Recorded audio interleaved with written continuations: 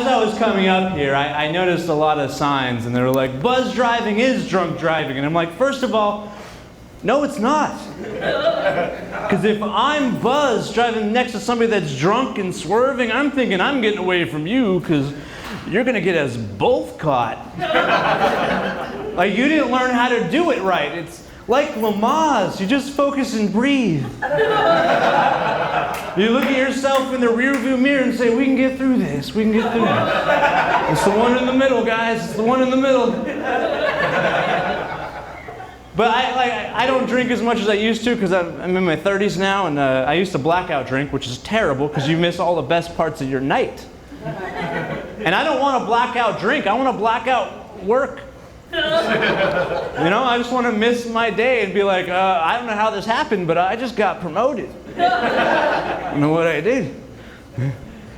But like, I've worked a lot of terrible low-wage jobs, and they have those weird expectations at those jobs where they expect me to care.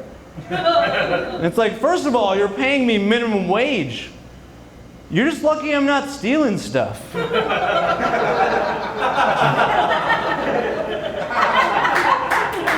In front of you, you know? I mean, because you don't pay me enough to live, so things will go missing. Just letting you know.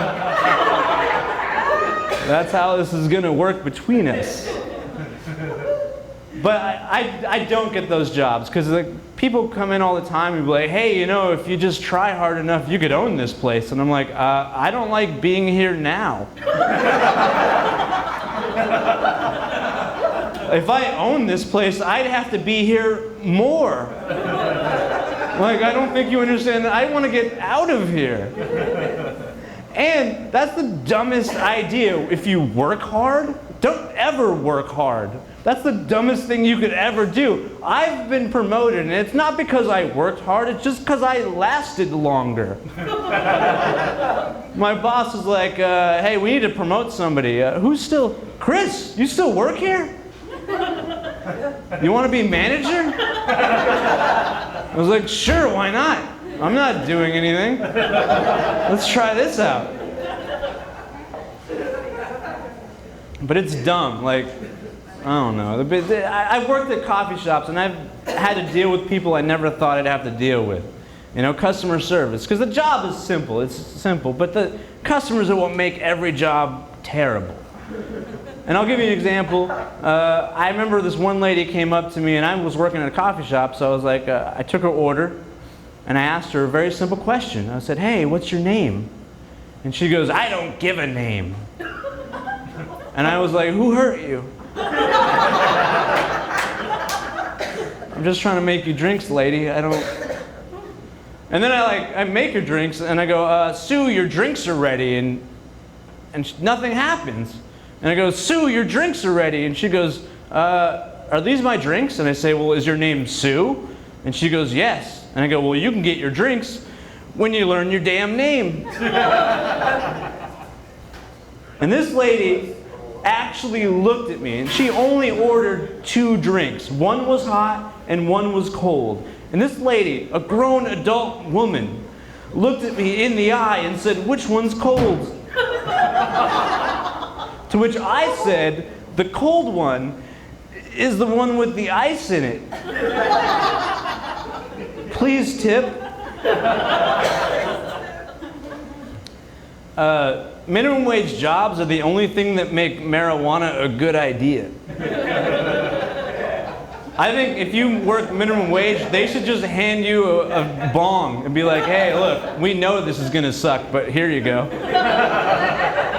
Then I wouldn't steal anything. I'd be like, "Well, now I owe you. It's fine."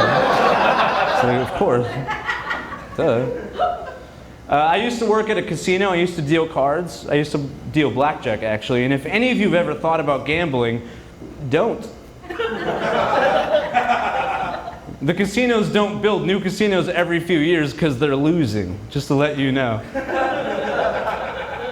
And that was a job that, it was the only job where I've been yelled at for 8 hours a day for just doing my job. People would come in every day and be like, how dare you steal my money? I'm like, first of all, it's called gambling, not winning. Because if it was called winning and you lost, I'd be like, we need to talk to management because this is a problem. I don't know what's happening. Of course, it's like, and they weren't mad at me, they were mad at math. I just want to let you guys know a little bit about myself. I'm a survivor. I was born a heroin baby, which I look at as a positive thing because that means that I kicked heroin at birth. So I am 33 years clean and sober. That's right, I kicked it. And when I was born, I was 1 pound 7 ounces, which I don't know what that is, street value. Actually, I Googled it. $49,895.12. That's right, I was expensive. But I do like the fact that I kicked heroin at birth. And that's why I think I've never been addicted to drugs in my life. Because I've already had the best drug that there is. Womb heroin. You can give me your best China White, but unless it comes from an umbilical cord, I don't want it. I need that placenta grade to get off, you know what I mean? What are you gonna do? And, when I was a child, I was homeless and we lived in a car, which basically means I look down on people that live under the underpass. I'm like,